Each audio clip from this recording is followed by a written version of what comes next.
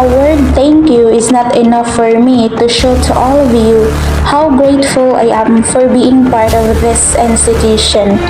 Countless times that I was puzzled as to where I should take my on-the-job training at the end of my third year in college.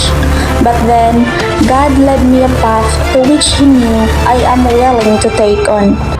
Innumerable circumstances that I had a feeling of self-doubt, like if I could endure my whole training within the time duration. However, this kind of feeling had swiftly gone as all your presence came in one frame, where it abruptly changed my perspectives in life. To Sir DA and Ma'am Adi, thank you so much for accepting us as one of the resident trainees on this field of profession. We are so immensely grateful and honored to be part of this institution. Thank you so much.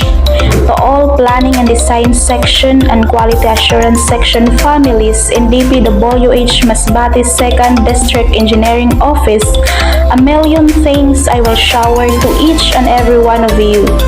To engineer guards, thank you so much for undoubtedly and impartially picking me as part of your department, although we were just met in that very moment during the flag raising ceremony. In my 2 weeks of stay under your flagship, I had learned a lot not just on the context of engineering but also to some life experiences as well. To Engineer Josephine, also known as Ma'am Jeng, thank you so much for choosing me also for that reason many said na all inotro pagpili. Ma'am, thank you for your motherly support and favorable considerations every time I asked you if I would be allowed to leave the office early for either reasons that I had an urgent affair in school or I had to go home in Placer. To Engineer Aldo, thank you so much for your timely advice of being patient and hardworking for becoming an engineer, for it is not like magic as everyone believes as it is. To Engineer Mac and Engineer Raul, thank you so much for timeless and unforgettable experiences in the field such as in Rocon and DMS, and to always recommend me to be with you despite that I was no longer in planning and design section. To Ma'am Syra, thank you so much Ma'am for your sisterly love which always give us feeling like home. As such, you always put snacks in our table. Ma'am, I always hope to have time to dance with you again in TikTok, and by that time, I will make sure to dance it properly according to the steps provided. To Engineer Carl, thank you so much for your care and concern during my stay in Kuas. Like, Debbie, kauna, basi magniwang ka.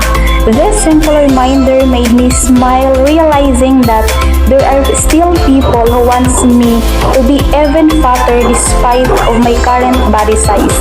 Moreover, thank you also sir for supporting my hobby of taking pictures, specifically when you said, "Udong anay kay ma-picture sinda." Hoping you will also subscribe my YouTube channel. Thank you so much, sir. To Engineer Joe, thank you so much sir for not because of you, I could never have been traveled around the 2nd district of Masbate. The said experience was the longest on-field experience that I ever had. To Engineer Dean and Sir Aljan, thank you so much for your advanced reviewer notes for my upcoming licensure examination.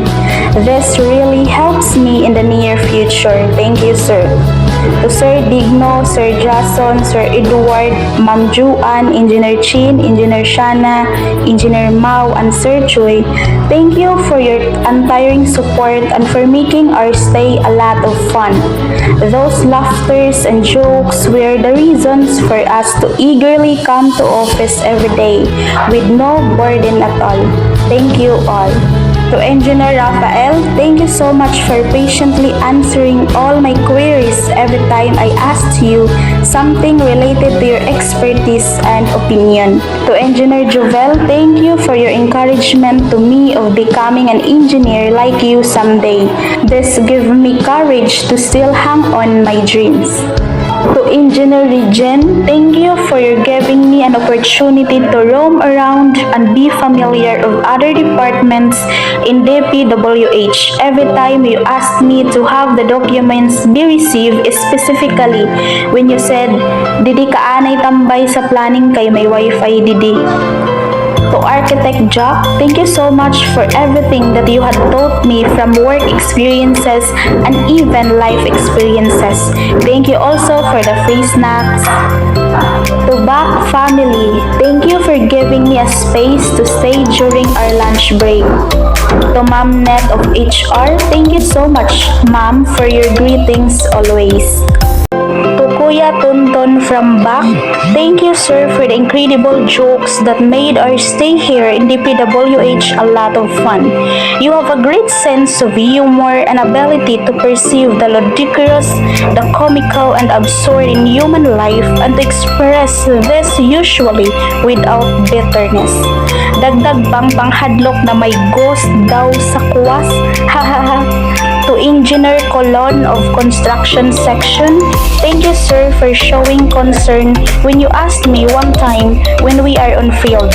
Sanay ka po ba san irog sa na pagkakaon? Knowing that I was the only girl in there. Then, I simply answered that question honestly and I'm just happy to tell the truth. Opo sir, irog manggad sa ni ang realidad na pagkakaon pag sa field na kaya sanay na po ako. To all of you, I will not be what I am today, for not because of you all. You all made my path extra comfortable and worth living for.